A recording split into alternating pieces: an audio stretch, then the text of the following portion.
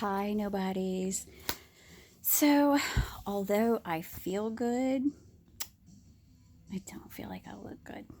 I really hate looking at myself. And I'm gonna have to do some research to find some cameras that I can do the filter so I don't look like me. I don't look so me. Um, Now, my day was pretty bad. As far as like just this to piggyback on last night's thing, still kind of down, you know. So today, a friend called me that I wanted to hear from, and I was like, yay, this makes me so happy. So then I got home. I didn't even have to go see kittens today. I was going to. Trust. I had to go get an iPhone charger. One person in my house owns an iPhone. So I had to go do that, and I was like, well, I really need to go see kittens. Makes me happy. But I got a phone call instead. So much better. Since I can't like I won't let myself play with the kittens at PetSmart, because then I'd really want to bring them home. And I've already got 5 cats in my house, one cat that stays outside, and one that comes by every once in a while that I feed, because I love cats. But I am more than cats. So when I got home, I said, well, I'm gonna dye my hair. And while I was out, I bought like some of that gold face mask stuff that you peel off. I love doing that shit. I've been doing it since I was a kid. My mom used to put like this stuff on her face, and you just peel it off. It's much like I know when I was in elementary school, we used to coat our hands in glue, in Elmer's glue, and then wait for it to dry, and then peel it off, and then look at the pattern of our skin on the glue. So I was thinking when I was in the shower rinsing out my hair, I was like, yeah, I'll talk about all this weird shit I do. Or there's weird shit I like, okay? As if anybody who ever watched any of my videos had no fucking clue how weird I am. I'm weird as fuck, okay? So, like, I love peeling masks off of faces. It's like so much fun because especially when it's like yours, because you can feel it too. It's kind of like self harm, especially if you get one of those charcoal masks. That was bad. Um, and I did not see any effects. My face looks clean right now. Of course, I did wash it before I put the crap on, which is part of my problem because I don't always I'll wash my face, like I'll rinse it off and stuff, but I don't like wash it, and I should. But I am just like a no maintenance girl. I I don't wear makeup. I don't worry about getting my hair done. Like, I can't go spend that kind of money. I won't do it. So there's the peeling thing. And I'm not such an oddball in my house for pimples. I love watching pimple popping videos, or like cyst videos. I don't like the ones where they're just like, where they say like they'll say massive blackheads reduced, and they just show somebody poke it and then just a little bit of stuff comes out. I don't like those. No, I watch the pimple videos, and I want like the porn moment. And like, nobody watches these, so I'm just gonna say it. I want the money shot, which is when that sucker just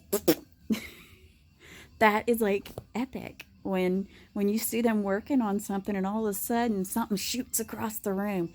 That is what I like to see. It's the same with myself, like when you're working on like a cyst or something, and you feel that pop. You know when you've hit it. You know when it's like, it's popped. I just felt it give. It's kind of cool to me and to my daughter, my oldest. I don't think she looks at it as that's the money shot, but for me, that's the money shot. Because I can sit there and watch it all day, and I'll watch like Um, Mango worm extractions on dogs. I get sad though, like when they've got to put a dog down because he's got too many mango worms. But it's kind of neat to see them pop out of the skin like they do. It's creepy, but it's neat. Um, Another really weird thing about me, I like to sneeze. Now, I'm not saying like I get all wet and stuff about it because it ain't like that. I just like to do it. And I have about the same reaction to, okay, you think about like when you're about to sneeze, there's a buildup. You feel it coming. To me, that feeling is actually pretty good. Maybe it's because I don't feel much. Um, but for me, it's a good feeling. And then you sneeze, and it's like, ah, you know. If I don't sneeze, it's much like if. Now, see, I don't know about guys because I've never been a guy, and I don't know if anything can have them like right there, and then the next second they're like, nope, you ruined it. I know for girls in particular, you can be right there, right on the precipice with somebody, and they'll do something that kills it. And that's how I feel when I have that build up to a sneeze and I don't sneeze. It's like, oh, damn it, I was gonna sneeze. you know, I don't think it's as frustrating, quite. Not that I would say to somebody, you fucking killed it, dude. I've never said that to somebody. I was almost there and you ruined it. You touched my off button. Um, some ladies know what I'm talking about when I say the off button. Some of you, that is not an off button. That is an on button. That is not an on button for me. So, TMI? Let's see, what else do I do that's weird as fuck? I talk on YouTube and nobody watches. That's weird as fuck. My husband thinks that my writing to prisoners is weird as fuck. I like people.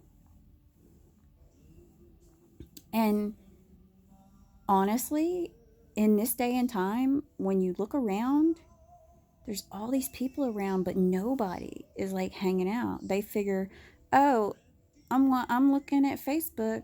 I'll tag this person in that, and that's communicating. That's letting them know you thought of them. And it's not the same as visiting somebody, sharing a drink, sharing a meal, a phone call. It's not the same. And it is kind of frustrating with the prisoners because there is like a lot of stuff I want to share with them that they don't have access to. And I can't. Like everything costs them money. So like I can't send an MP3 player filled with music that I've downloaded for them. Or a memory card to put in their little tablet that they got or something. I can't do that. And it's like, man, I can't discuss that with them. There's a lot of things I can't discuss with them because they don't know about it. And of course they're not really following politics because they can't vote. So they don't need to, really. Or at least none of them that I communicate with are political at all. We all seem to have basically the same idea about pedophiles, that's a horrible thing to be. Now, the levels of what one would do, we've never got into specifics about what should happen to them. We just agree that we hate them. That there is no getting around that fact. There is no mitigating circumstance that would make it okay to be a pedophile. And to be clear, I do not consider a 25-year-old man messing with a 14-year-old girl as a pedophile. When I say pedophile, I mean somebody who is going after an adolescent that does not look anything like a grown person. That is a pedophile. That is the definition of pedophile. Now, is it right for a 25-year-old to date a 14-year-old? No, it's not. And a lot of times they could be predators who are trying to groom somebody. But then again, the girl can be lying. Maybe she's more mature than, there's tons of stuff. I mean, I would have been that 14-year-old girl dating a 25-year-old guy. And he wasn't going to groom me to act a certain way. Nobody's ever been able to groom me. My first husband tried to. And I would look at him and say, I've got a daddy. You ain't him. He used to tell me, and it's probably the reason why I have trouble eating in a restaurant, but he used to sit there and watch me eat. And then he would say, take smaller bites. You're going to choke on your food. And it's like, dude, I've been eating food for like 19 years and have never managed to choke on it. Stop watching me eat. So when he'd take me out to dinner, I had to be high as a fucking kite to sit in there and not give a fuck about that. And he would tell me how to dress. Adults don't wear pants. Don't wear jeans. And I'm like, this adult does. He'd say, adults don't wear short sleeve shirts under their coat during the winter. That's bullshit. I don't have to wear a long sleeve shirt under my coat. I'm wearing a fucking coat. He used to try that shit on me. And he'd take my keys from me. And he'd use all the gas in my car. That was a fun relationship. I'm so glad I got out of it. I am so glad. Because we fought a lot. But I learned a lesson about that. That if you keep fighting over the same thing, there are certain things couples are going to fight about. Money and kids, whether the house is clean, the whole, I feel like I do everything around here and you do nothing. Those types of things are common. But when you're constantly fighting about the attention that you're not getting, like he would go out to the bar twice a week and would never take me.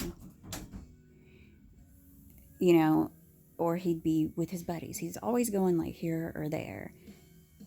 And the only place he'd take me is to his friend's house, one friend's house.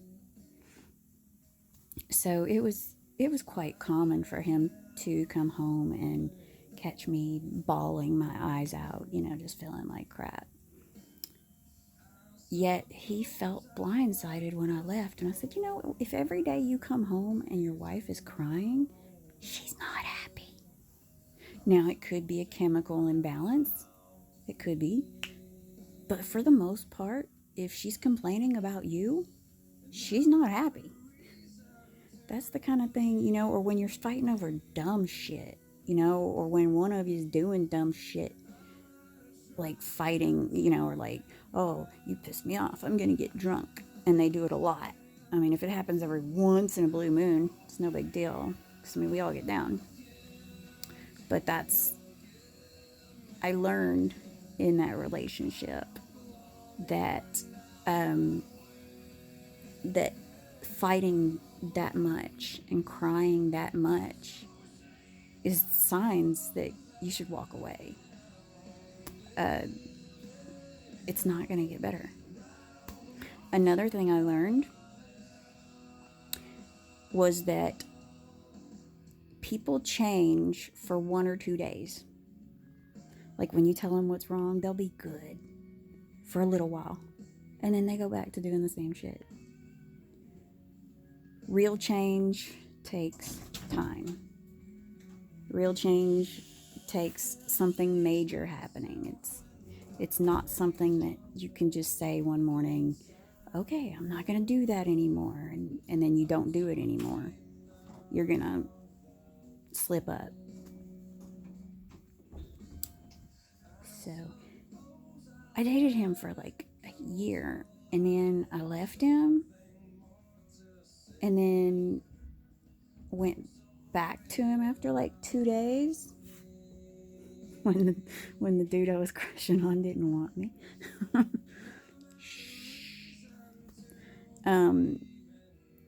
And when I went back, I married him. I was married to him for 4 months before I'd had enough. So there was that, but I was young and stupid. I was really stupid. I knew it was a bad idea, and I went ahead and did it anyway. And I eventually left him for my second husband. But that time, I was done. I was truly done. And I had to get my stuff from the apartment, and he would hide his car, knowing that I might come by. And I know one time I went there, and I went in the front door, and I saw him standing on the back patio, and I was like, I gotta go now. I wasn't scared of him. I just didn't want a fight with him because I'm the type of person that I don't want to hurt anybody. And that situation was difficult because he was hurt and I did not want to be with him. I did not want to see him crying. I wanted him to hate me. So that it wouldn't be so bad. So I did not want to interact with him. So after that, I would call his work and see if he was there. And if he wasn't there, that's when I would go get my stuff. And I had my brother help me out too. Because I didn't want that scene. But I'll tell you what was fun. After I got pregnant, my car broke down. And I walked a long time to catch the bus that would take me close to the apartment I was staying in. I walked past one bus. But I was like, that's not the bus I need to get on. By the time I got to where I was supposed to get it, I found out that the bus I needed to be on didn't run on Sundays. But there was another bus that would take me kind of close to there. But by the time I got on the bus that I could have got on like 3 or 4 miles before, that bus was on its last run, so I ended up stuck in downtown. Well, that was a bit far for me to walk, and I had already kind of had an anxiety attack on the bus. It was bad. And I couldn't get my boyfriend on the phone. I couldn't get my mom and dad on the phone. I couldn't get my brother on the phone. So I had to call my husband because we hadn't gotten divorced yet. I had to call him and ask him to take me home. And I didn't want him to see where I lived, so I had him drop me off down the street. And then I walked around the block to make sure. But do you realize, that was difficult for me to call him. It was really difficult for me to call him because that was like eating crow right there, saying, well, hey, I'm all by myself. Come get me. Thankfully, by that point, he wasn't crying about it, and he was nice enough to get me. As bad as things were, he wasn't necessarily a bad guy. He just sucks at relationships. I've had the opportunity to meet his first wife, and she was about like me. That he told her how to dress, how to act, and she just wasn't having it either. She was a bit younger than me. So I'm trying to think, while I was telling that story, I was trying to think, what else do I do that's weird as fuck? I know when I sneeze, my cat Lexi chitters like she sees a bird. And she knows the difference between a real sneeze and a fake sneeze. Yeah. So, I'm in a really good place right now. My head. I am. And it looks like my hair lightened up quite a bit. What I put into it. That stuff was weird. It was like a foam. I had a couple of grays that were pissing me off. But on the plus side, my grays are actually like platinum. So eventually I'll be platinum blonde. See, that's what you do. You turn it around. You don't say, I'm getting old and gray. You say, I'm going blonde, baby. And, but I think every time I look in this thing, I just feel like I'm going bald right there, which scares me. My aunt has like baldness going on, so I'm always afraid, am I going bald? You know, I mean, it's so much easier for guys to go bald. I mean, I know that they get like upset about it, but if a guy goes bald, it's pretty much that's, you know, oh, well, it's hereditary, it's kind of normal, so on and so forth. You don't have to feel bad about it. Some gals like guys. I mean, look at how popular like Jason Statham and Bruce Willis are, and a few other bald actors. You know, they look tough and hot. I mean, I love me some Jason Statham. Woo! But I also love me some Johnny Depp. But for girls, it's like, you know, you're not supposed to be bald. That's why women will shave their heads in solidarity with somebody who's got cancer. You know, for a girl, it's like, you know, you're supposed to have a full head of hair. But I ain't noticing any bald spots. I don't really grab the mirror and stuff. This just bothers me because, like, I can see my scalp. But maybe it's always been like that. I don't know. I nitpick at myself. I truly do nitpick as far as what I see and what I think about what I see. I'm so freaking insecure. It's unreal. It's hard to do these for me because I'm like, nobody wants to listen to you. Nobody wants to look at you. Nobody gives a shit about what you've got to say. And yet I still make them.